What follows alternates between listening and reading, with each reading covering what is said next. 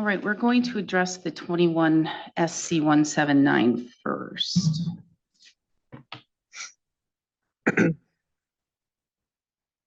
And that doesn't involve you, Mr. Brimome, but you can be seated right there. Thank you. We will go on the record in the matter 21 SC 179, Michael Burton et al. Versus Carl Olsiums et al. Formerly doing business as Keeson's Enterprises LLC, Castle Advocacy Group, Inc., Professional Services Corporation. And we also have Susan Olsiums present as well. We're here today on the partial remand. Well, right off the bat, the judge is clarifying why attorney's fees are under scrutiny. The Court of Appeals affirmed the case.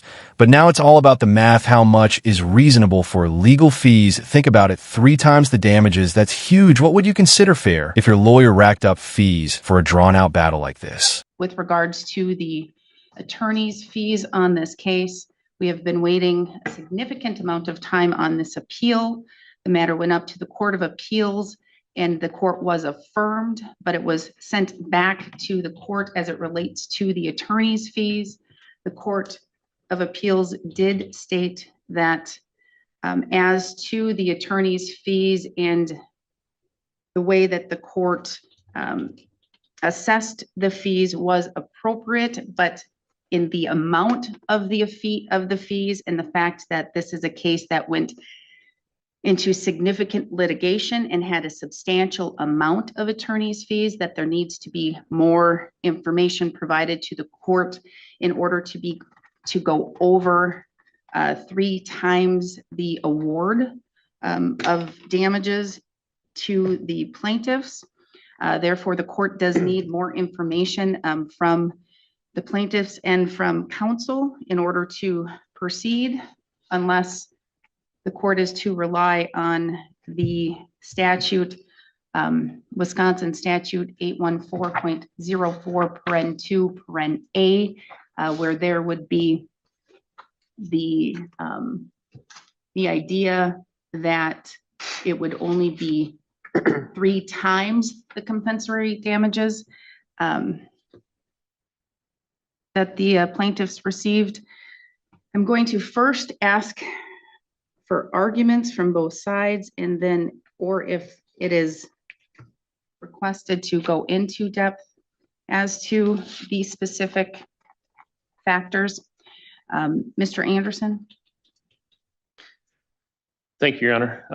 I wasn't entirely sure what the hearing was going to be about today. I mean, I knew the topic, obviously, given the Court of Appeals decision, but I wasn't certain what the court would be looking for. We can go into the list of factors, although that may be broader than what we're prepared to all do here today, in terms of if the court wants additional evidence or things like that. So I don't know if it's the right thing to go into that in detail. Generally speaking, though, Your Honor, in my September 27th, 2022 submission to the court, it was a lot of it is covered in that document. I'm not going to go through all of that again, but the court is well aware of this case. The fees in this. Okay, listen to this. The attorney is arguing the defense over litigated 3 hearings motions tossed out and more fees that aren't even counted yet. That's a classic I win you pay scenario, but the court isn't convinced yet. Ever wondered how courts calculate the real over litigation cost here? It's more than just hours. It's the frustration factor too. Case were reasonable given the time spent, and I know that's the time spent and the hourly rate that was charged. But what I think that the Court of Appeals may have missed in this one, Judge, is the fact that this was, I think, 3 hearings in front of Commissioner Krupa, a full day in front of Your Honor, motions filed by defendants that were summarily denied and dismissed, and ultimately, Your Honor, up on appeal to the Court of Appeals. Now, I will also say that the attorney's fees that have been awarded thus far in this case do not even include the attorney's fees to deal with the appeal filed by defendants. And I think that should be taken into consideration as well when considering the award of attorney's fees in this case. Your Honor, this case was, in my humble opinion, simply over litigated by defense. And what I mean by that is, again, I just sort of said it, 3 hearings in front of Commissioner Krupa, motions filed, a full day hearing. And really, Judge, the motions didn't really have any merit. I understand that the defense is pro se, but that costs attorney's fees to plaintiff when they have hired an attorney to deal with the motions that did not have any merit. Your Honor, the cross-examination in this case. I'm going to stop you right there. I know all of that. Okay. That was in my decision. That went up to the Court of Appeals. And unless you're going to appeal to the Supreme Court, I can't overrule the Court of Appeals. And I will need the specific factors as they are directing me to go over the 3 times of the compensatory damages that were awarded to the plaintiff. Otherwise, I'm stuck with the 3 times the compensatory damages. The factors in Wisconsin statute 814.045. And I used your letter brief when I did my decision because honestly, that's what I had. And I put in the information that this was, in your words, over litigated, and we had those multiple things. However, that did not appease the Court of Appeals. Therefore, we need more. They need more oomph. Okay. Otherwise, again, we're stuck with that other statute, which just says the 3 times. Then I would suggest and ask that a written submission be allowed to this court. I can have it done in 21 days. All right, Mr. Olsiums.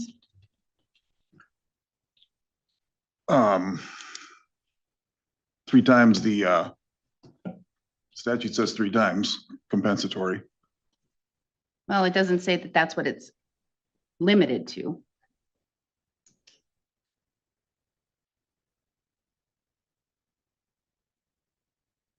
And here's the legal twist Wisconsin statute 814,045 PN2.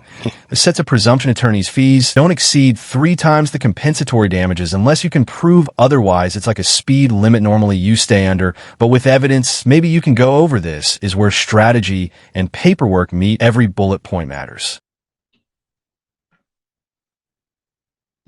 Is that your argument? Yeah. Okay. All right. Well, so I will allow each party to present their arguments based upon the Wisconsin statute 814.045, which does have those specific factors identified, and then look specifically at Wisconsin statute 814.045 paren 2A, which does go into where it states, in any action in which compensatory damages are awarded, the court shall presume that reasonable attorney's fees do not exceed 3 times the amount of the compensatory damages awarded by this presumption, but this presumption may be overcome if the court determines, after considering the factors set forth in subdivision 1, that a greater amount is reasonable. So unless the court can find that it is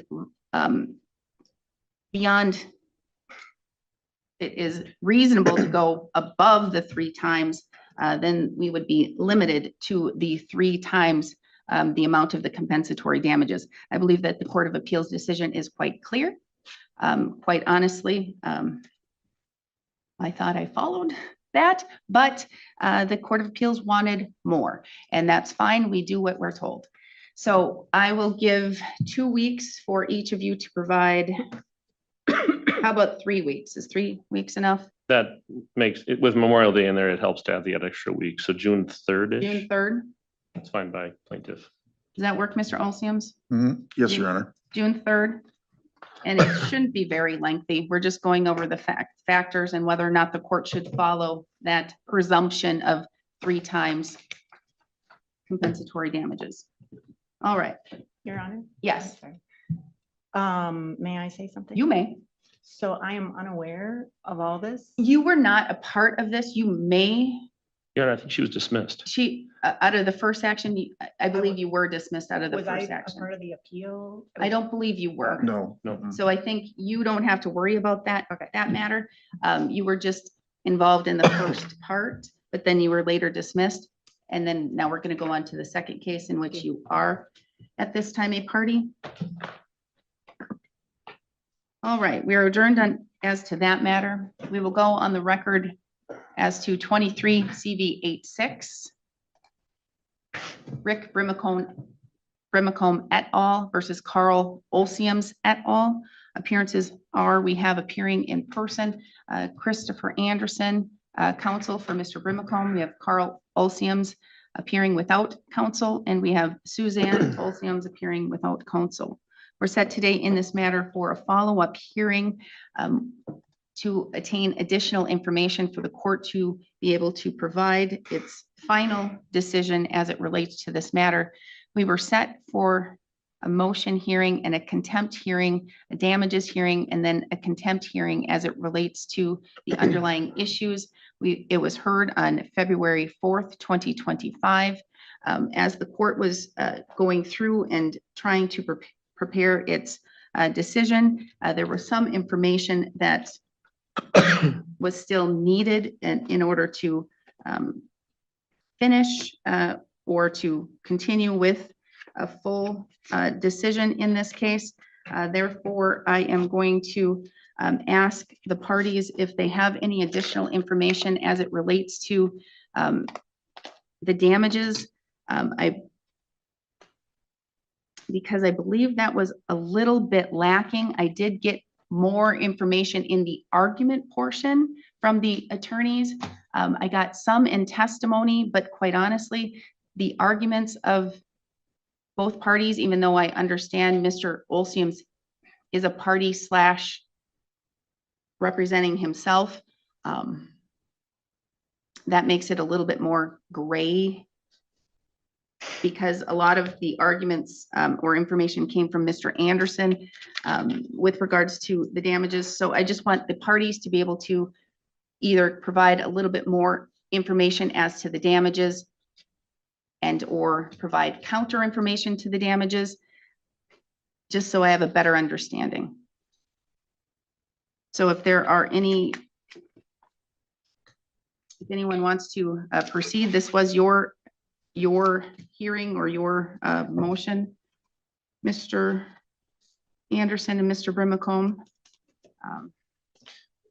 Your Honor, are you looking for anything specific? I wasn't sure, coming up here today, I wasn't sure what the court was looking for the hearing itself.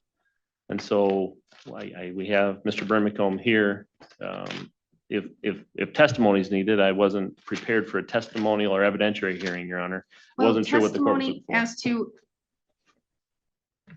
kind of like bullet pointing, you're asking for damages for A, for B, for C, Okay. and then the dollar amounts for A, for B, for C, and then what are they? Because it was kind of difficult the Okay, way the hearing went yeah, the last time to be able to have testimony and then counter testimony, to be able to put that all together and formulate that into a decision. I could use the arguments, Can I jump in? but the arguments are from the attorney slash party slash attorney. Mr. Olsiums? Simply, there were no proven damages. They produced no receipts. They're just conjecture, guessing. I think I laid that out pretty well in my arguments, that they presented no evidence of any damages. They claim. Well, Mr. Olsiums, and here's so you can understand, the law says that they don't have to have receipts. They don't have to have those things.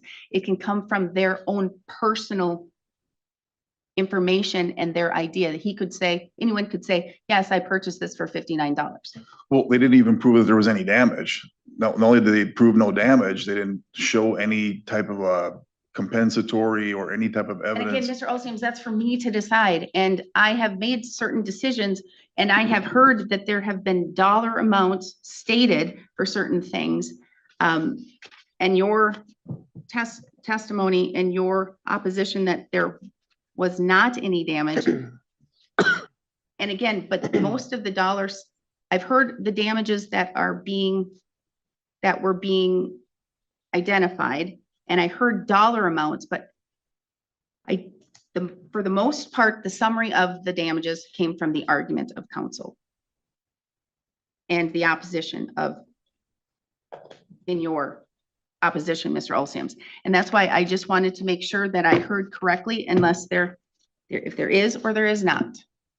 Your Honor, I can provide the list if you want. I can do it verbally right now, or I can provide it in writing, whatever the court prefers. But I think I can separate it out for the contempt piece, and then I can separate or from the nuisance part and the loss of enjoyment of property and the violations of the law, if you will, for renting the property and running a business on property that they shouldn't have been doing that on. And that's where I think it got a little bit confusing and a little bit out of order. I'm trying to say this very tactfully. Say it. Because it was not a very organized and controlled hearing. And so that's why I need it to be a little bit more organized and controlled. And I like that you have that, Mr. Anderson, but I would need a party to testify to that, and we can have it as an exhibit, but then we can have Mr. Olsiums contest that, and he can provide his opposition to that. But I just need to make sure that I have it all separated, what is being asked for as the contempt versus what is being asked for as the damages portion. As far as the contempt, Your Honor, Mr. Olsium, or I'm sorry, Mr. Brimome can't testify to that. Ms. Haskins and Ms. I have that. Rotman, they testified. So the damages that we're asking for there are simply the amount of money that was paid by them to the Olsiums. And I have that. Okay. Then we're good with that part. We're good with that. And then attorney's fees for that, and I have that at $2,970, Your Honor. I can provide additional detail, which I have not yet done. Wasn't sure what the court was going to do with And that. then that's where you're gonna have to come in and give me a specific statute that would allow me to provide you with those attorney's fees, because I'm gonna follow the Court of Appeals decision, and I'm not going to. Boom, now we're into the damages breakdown, cameras, surveys, repairs adding up to over $6,000. But watch closely, defense is already pushing back hard, saying not real damages. This is classic courtroom drama numbers versus proof. Who's convincing you so far, the attorney with receipts or the defendant saying it didn't happen? Unless you have a statute for me that would allow it, as they state, you each their own, carry your own attorney's fees, unless you have a specific statute that would direct me otherwise. I will get that to you, Your Honor, because it's a contempt. I think the court has the authority to do that, but I will get you the specific statute. I don't have it off the top of my head right now. Okay. Because I don't want to run into the same issue with the Court of Appeals. Understood. Understood. So that's on the contempt. You need anything more on that? No, I do not. Okay. Then on the nuisance damages, Your Honor, I can have Mr. Brimome go back up, but he testified to Let me get out of to my pockets. notes. I have Okay. as good of notes that I could with the way the hearing went. Mhm.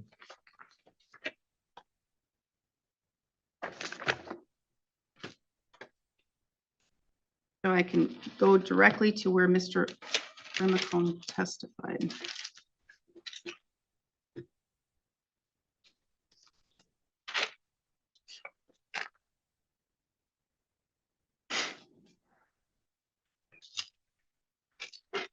Yeah, I'm here. I have his notes right here.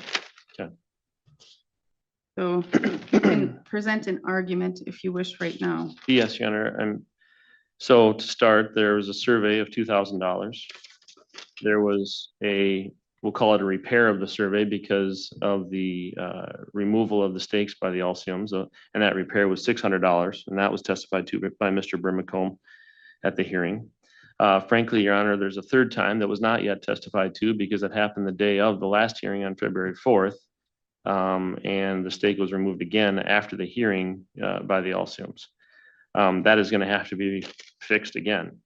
Your Honor, there are cameras that Mr. Brimome testified to. The cost of that, he testified, was $150 per camera, and there were 9 cameras. Your Honor, that amounted to $1,350. And then there was a repair of the camera that was damaged of $150 additional. Lastly, Mr. Brimome testified about the monitoring of the cameras being $2,160. The total for those expenses, Your Honor, as I have it now, without the repair or having the surveyor come back out for a third time, was $6,260. Those are the hard costs. All right. Now let me just double check. I want to make sure that I have my notes. Can I respond? You will as when I'm ready.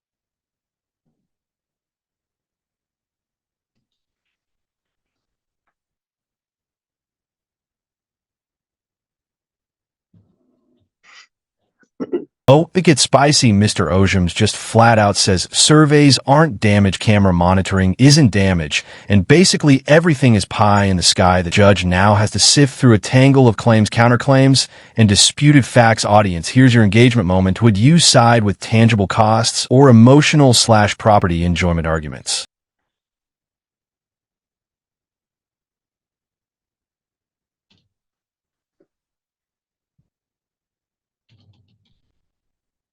I only have 8 in my notes as the cameras that were damaged. Well, there was, That's all I have. there in was my only notes. one camera that was damaged. Well, I have, I just want to make sure we're speaking the same well, language. I have trail cameras damaged. There were 3, but one was beyond repair. 3 that were close to the property and 1 at the end of the driveway. And only the one was the one that required cost, Your Honor, to fix. So there was only 1 that was really Or, damaged. yeah, one that had to be replaced. It was damaged beyond repair, I should say.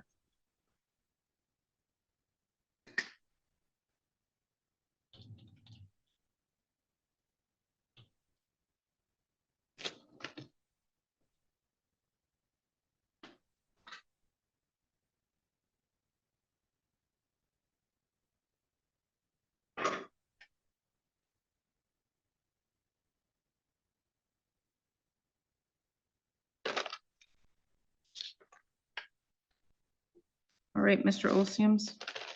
None of those are, a survey is not a damage. Repairing a survey marker doesn't cost $600 and is not damage. $1,350 for cameras. There was only one camera that they testified that was damaged. And again, there was no proof that I damaged any camera or Suzanne damaged any camera. Monitoring of cameras, that's not damage either. Again, Your Honor, I just want to point out that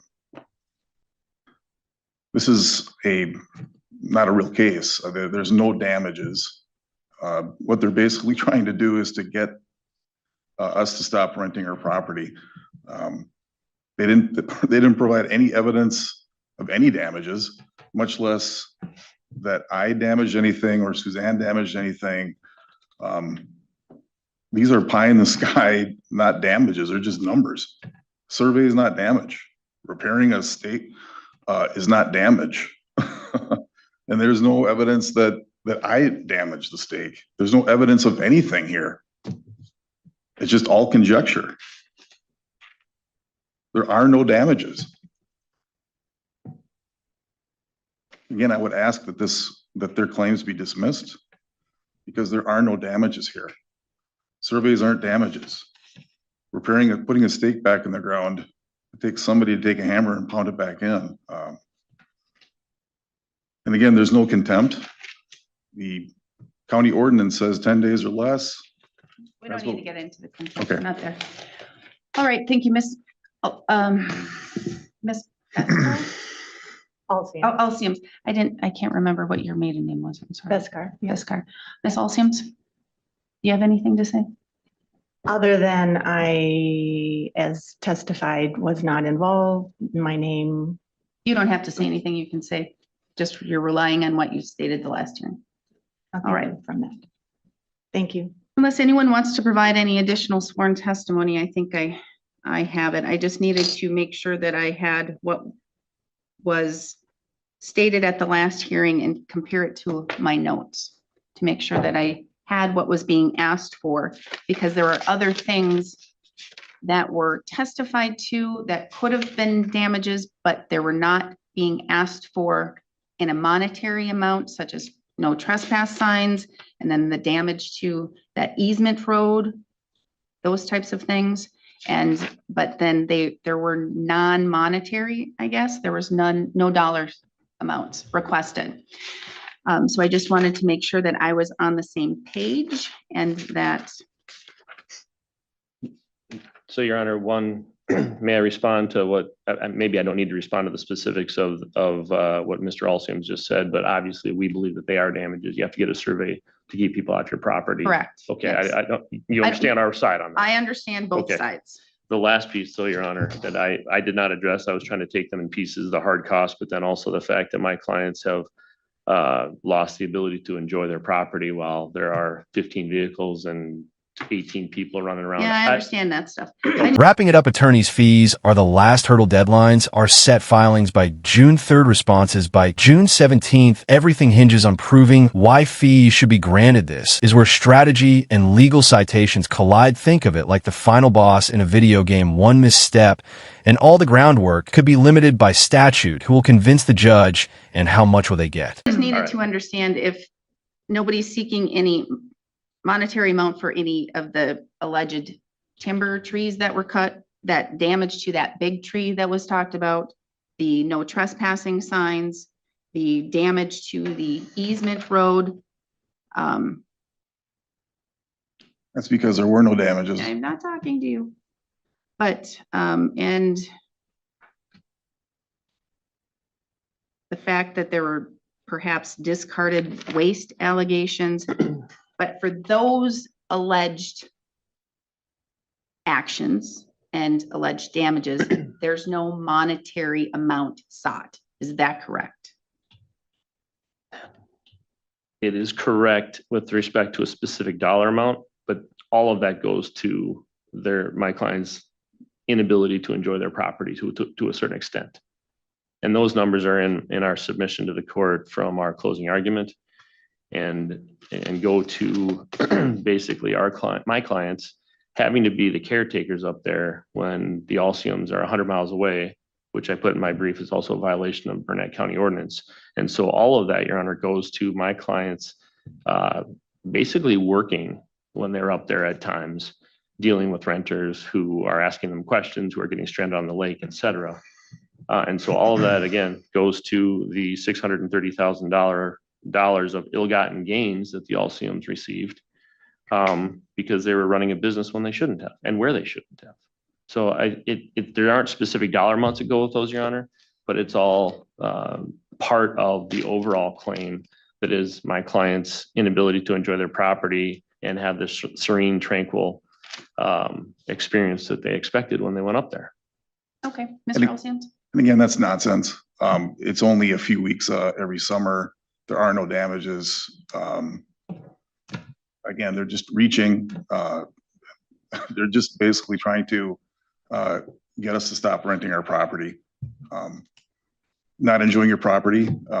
Again, he was able to go to the property. He's able to get to his property. There weren't 15, again, the evidence shows there weren't 15 cars parked there. So again, this is all a reach. There are no damages. There's no contempt. And I've been in compliance with the 10-day order from last year and this year as well. Okay, thank you. Now, the only other thing that I'm going to need then to wrap this all up is the argument for attorney's fees. And if you believe that attorney's fees should be granted, and if you believe that they should not be granted. Mr. Anderson is going to argue that they should be granted, and he's going to find a statute that says that there's authority to do so. And would you like to have Mr. Anderson file first and you do a response, or would you like it to be a dual filing, Mr. Olsiums? He can file first. Okay, so Mr. Anderson, do you believe that you can have both of your filings by the 3rd, or do you need additional time? Third's fine. All right, so have both of your filings by the 3rd. And Mr. Olsiums, your 21 SC case will be due the 3rd, but your attorney's fees matter will be due on June 10th. Is that okay? Or would you need another, or would you need till June 16th or 17th? June 17th. All right, so June 17th, your response can be due, okay? So then that would be the last thing to wrap all of this up, and then I will have everything I need to complete my decision. Okay? Okay. All right, thank Thank you, you. Your Honor. I think that's all.